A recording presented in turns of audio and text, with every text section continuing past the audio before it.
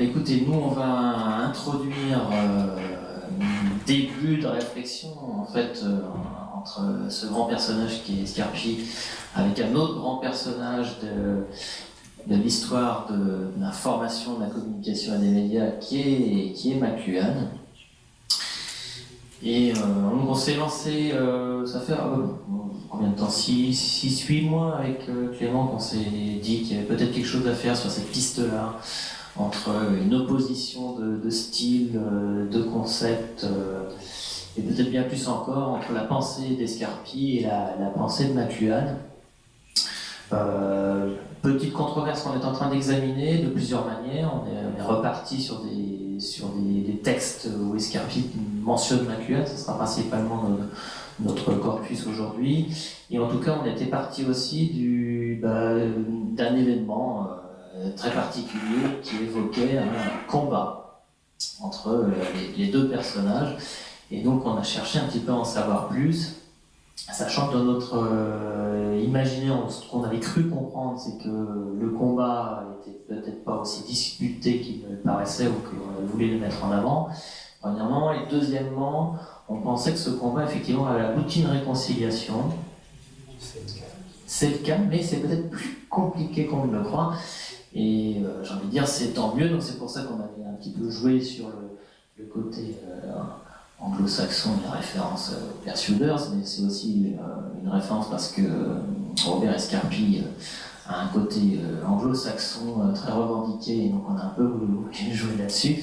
Reste à savoir qui Brett Sinclair et Danny White des deux personnages, mais c'est ce qu'on va essayer de vous exposer aujourd'hui, tout simplement. Alors pourquoi la réunion des deux aussi? C'est parce que en fait, notre position en tant que chercheur et enseignant en information et communication, c'est de dépasser cette opposition et de considérer que les deux pensées nourrissent les nôtres actuellement et qu'on a plutôt intérêt effectivement à trouver des terrains de réconciliation en utilisant la richesse et la pertinence de ces deux penseurs qui ont quand même bien marqué nos disciplines. Donc on est reparti donc, sur cette logique de controverse. Je ne vais pas revenir sur les théories de la controverse. Pour l'instant, on est vraiment qu'un état d'ébauche qui devrait amener, je pense, d'ici quelques mois, un article un petit peu plus complet. Et l'objectif, c'était de retracer justement cette fameuse histoire du combat du siècle, parce que c'est vraiment l'expression qui a été employée par les Québécois au Salon du Livre de Montréal et par la presse de l'époque, un peu mis tout ça en scène, vraisemblablement parce que du côté québécois, on était aussi sur une tension entre deux cultures, une culture canadienne, mais canadienne protestante, anglo-saxonne, représentée par McLuhan, et une autre forme de pensée qui était la pensée française, un peu critique, représentée par Escarpi. Ce qu'on a cherché aussi à voir, en tout cas, c'est à savoir si les positions étaient marquées conceptuellement, s'il y avait eu des réconciliations, s'il y avait eu des rencontres, et au fil du temps, si effectivement il y avait une évolution des positionnements entre Escarpi et McLuhan. On verra que le combat parfois a cessé faute de combattants ou parce qu'il n'y avait qu'un seul véritable combattant. Et l'objectif, effectivement, c'est un objectif plutôt actuel. On est dans le dépassement, je dirais, de la tradition, mais pas forcément pour aller vers la trahison, mais pour essayer de voir aujourd'hui en quoi revenir sur cette controverse ou polémique peut être intéressante dans la réflexion sur nos disciplines, et notamment peut-être mieux réarticuler l'information et la communication, et en passant par les aspects médiatiques. Voilà, on va repasser sur la méthodologie du travail en cours. Alors, je vais repasser volontairement la parole à Clément, parce que c'est lui qui a fait un gros travail et de constitution de corpus qu'on n'a pas encore totalement achevé, et qu'en tout cas bien amorcé au niveau des écrits. Donc je lui laisse la parole pour qu'il nous explique comment on a procédé. Merci. Donc oui, effectivement, sur cette constitution de corpus, pour avoir quelques informations sur cette controverse et peut-être sur la réconciliation possible, en tout cas Escarpi l'évoque à un moment donné assez tard, mais il dit qu'il y a eu une réconciliation, donc on attend vraiment de savoir où elle a eu lieu, on a des pistes. L'idée, c'était de partir des textes, des écrits, alors pas seulement des écrits finalement, il y a aussi on a étudié aussi un peu quelques communications qui sont plus difficiles à étudier, mais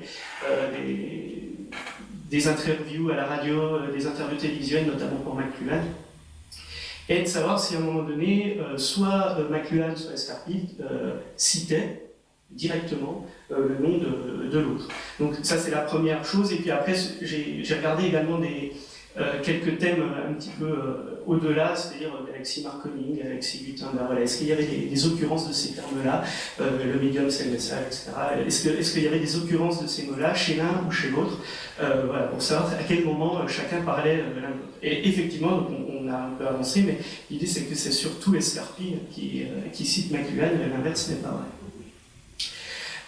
Et l'intérêt donc, de tout ça, donc effectivement le corpus il est encore en cours de constitution, il nous manque pas mal de choses, dont l'intérêt également du fonds Escarpit ici aux archives, c'est voilà, est-ce qu'on va trouver des choses nouvelles, des choses qui pourraient être très pertinentes sur la compréhension de cette controverse.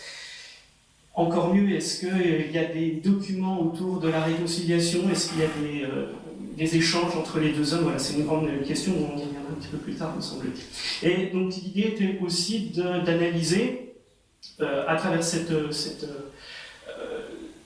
controverse, s'il y avait une évolution des positions des deux hommes au cours du temps. Donc sur ça, on a fait également une chronologie pour essayer de voir si il y avait une évolution, est-ce que c'était un petit peu plus calme à des moments, ou est-ce que vraiment il y avait une tension jusqu'au bout, on y reviendra tout à l'heure. On a également d'autres pistes, on étudie en ce moment d'autres pistes, alors il y en a une qui nous est venue parmi ces pistes, peut-être l'intérêt, d'évaluer l'évolution de l'intérêt pour les thèses des deux auteurs à travers la citation, mais là sur un corpus beaucoup plus large, et voir si finalement l'évolution de cette controverse, elle n'est pas également liée à l'intérêt pour un domaine particulier. Voilà, est-ce qu'il n'y a pas eu une mode McLuhan, et donc il était bon à une époque de critiquer McLuhan, ou voilà, et donc est-ce que cette controverse s'inscrit également dans quelque chose d'un petit peu plus large. Il y a peut-être d'autres pistes, alors pareil, on est prêt aussi à travailler avec des gens. Je pensais tout à l'heure également à la visualisation, peut-être si on peut faire une cartographie d'une controverse, je ne sais pas si ça existe, si on peut visuellement avoir quelque chose de marquant pour voir l'évolution des différentes thématiques, des différents thèmes, ça pourrait être, à mon sens, intéressant.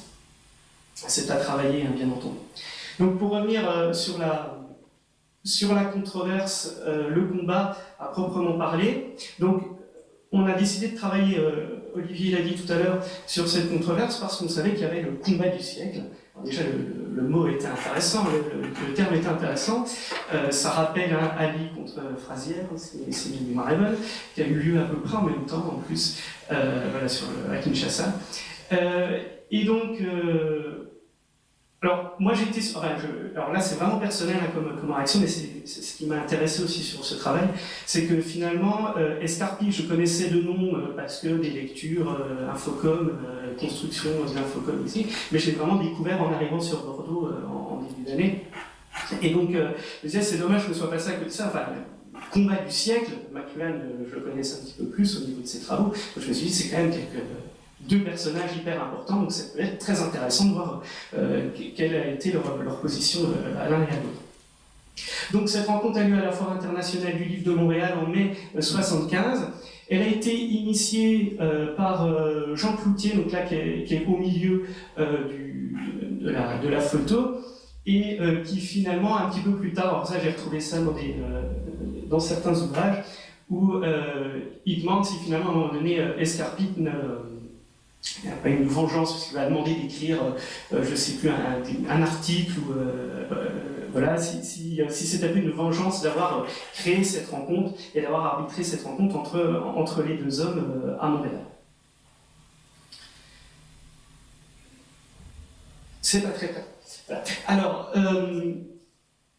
avant de venir sur les points problématiques, hein, c'est vraiment le cœur de la controverse, une première première chose qui est arrivée, c'est que finalement, des dires d'Escarpi, cette rencontre a été plutôt décevante au niveau des attentes, donc ce n'était pas tant un combat du siècle que ça, apparemment. En tout cas, c'est Escarpi qui le dit dans l'interview qu'il fait en 92. Voilà, il dit que finalement, ils étaient pratiquement d'accord sur tous les points, sauf vraiment un point central, c'était les différences entre l'effet de la communication écrite et communication audiovisuelle. Alors on va voir que finalement dans les thèmes, il y a peut-être des choses un petit peu plus fines que ça, mais finalement ils n'étaient pas si en contradiction l'un que l'autre. À savoir que voilà, on attend de l'article qui est issu de cette rencontre, je l'ai demandé dans les bibliothèques, je pensais l'avoir pour aujourd'hui, mais il n'est pas. Donc voilà, on attend des choses un peu plus pertinentes sur ce point.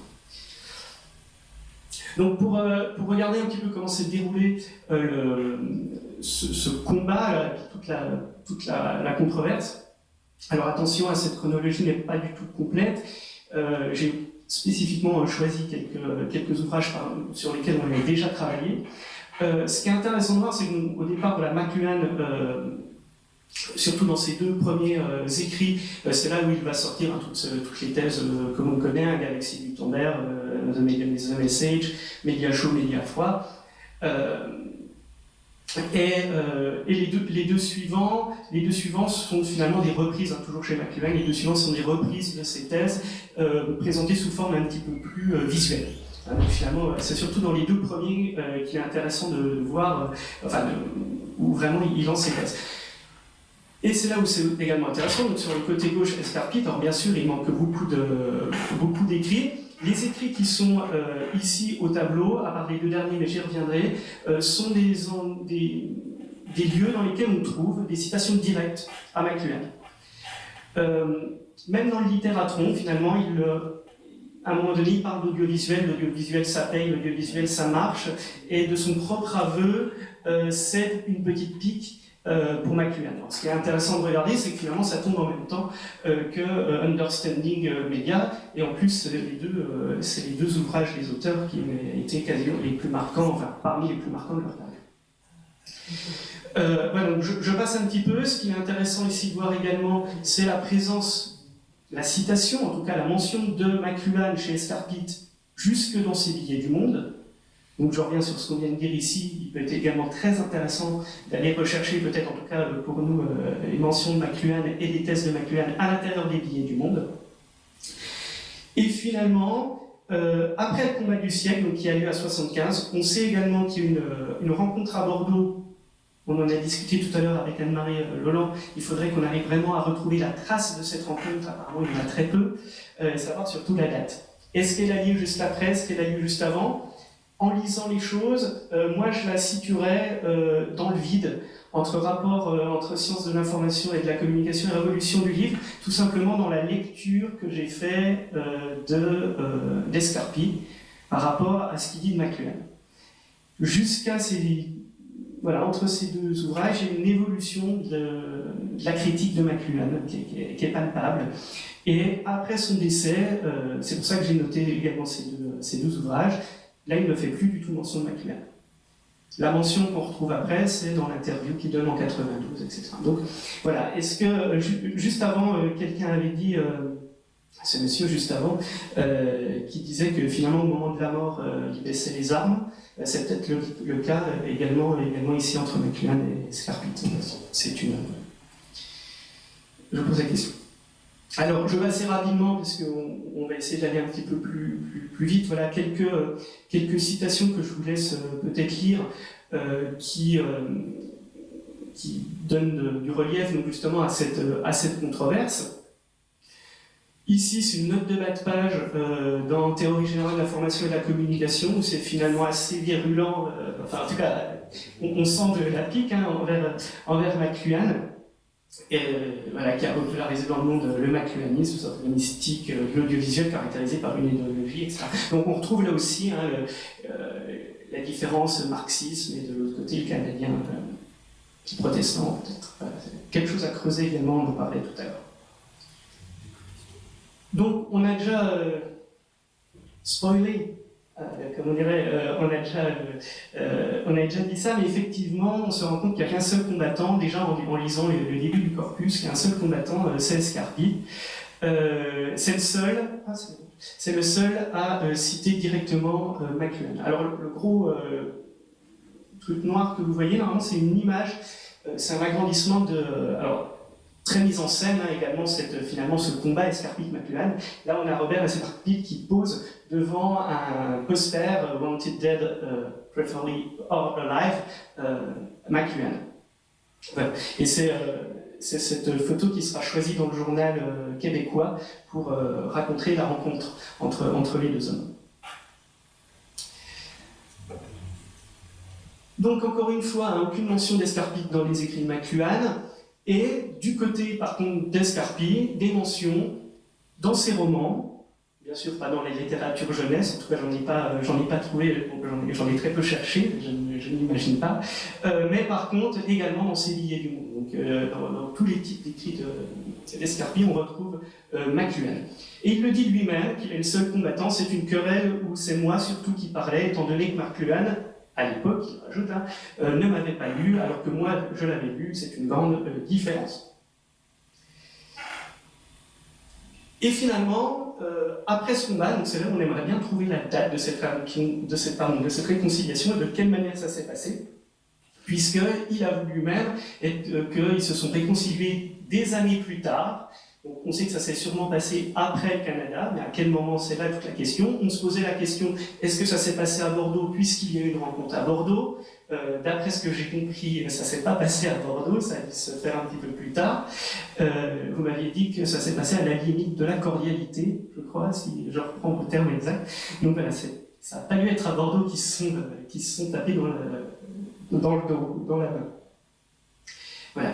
Et finalement, en 92, il a dit que c'est devenu un bon ami, et finalement, il considère que c'est un littéraire, même infiniment plus que moi.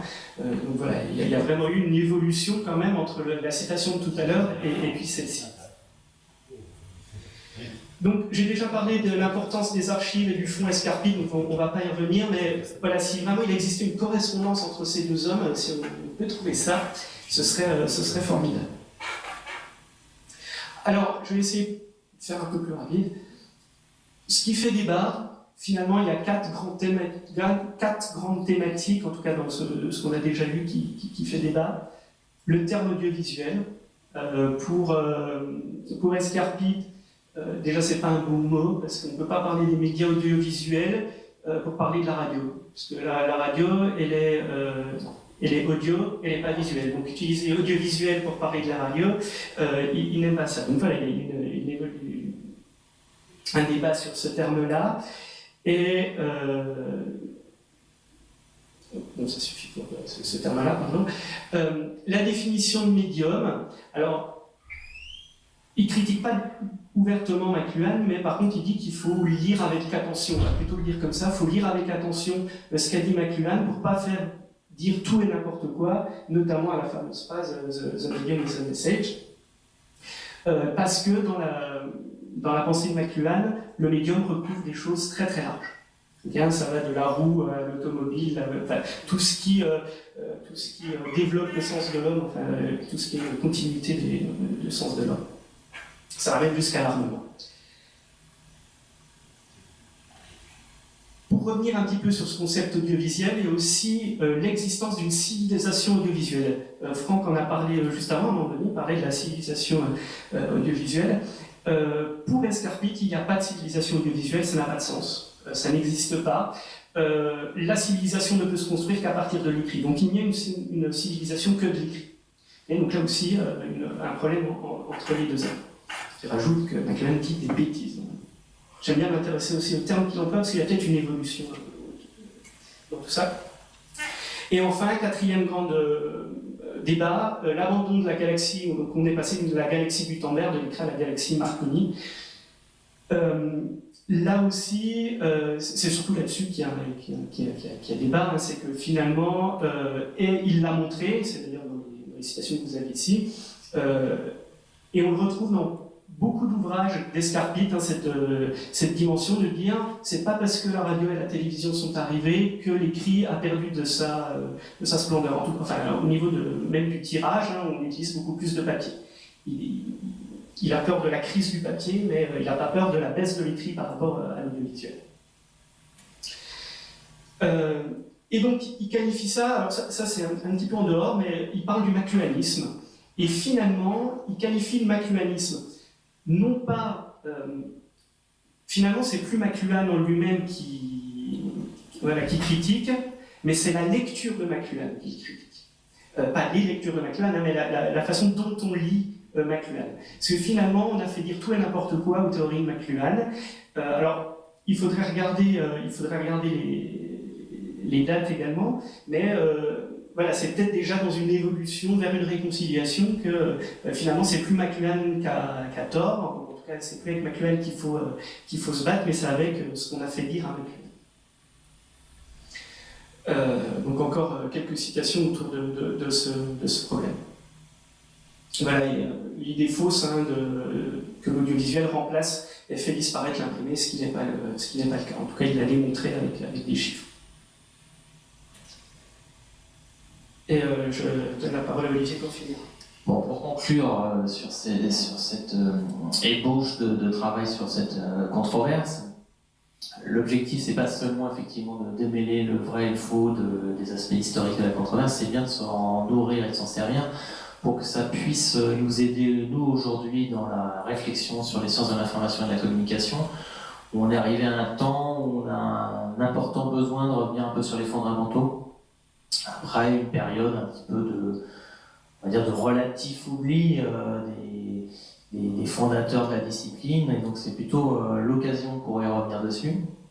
Et c'est aussi une des injonctions à laquelle nous incitait Robert Estivals, c'était qu'on redécouvre véritablement l'ensemble des travaux fondateurs des sciences de l'information et de la communication, et évidemment plus particulièrement les travaux de ce qu'on a appelé l'école de Bordeaux. Et l'enjeu, il est à la fois pour les SIC, mais il est aussi pour effectivement les humanités digitales ou les études digitales, et notamment la relation entre humanité digitale et sciences de l'information et de la communication, ce qui fait que voilà, on s'est lancé dans une aventure dont ce n'est que le premier épisode d'une longue série, on peut dire ça.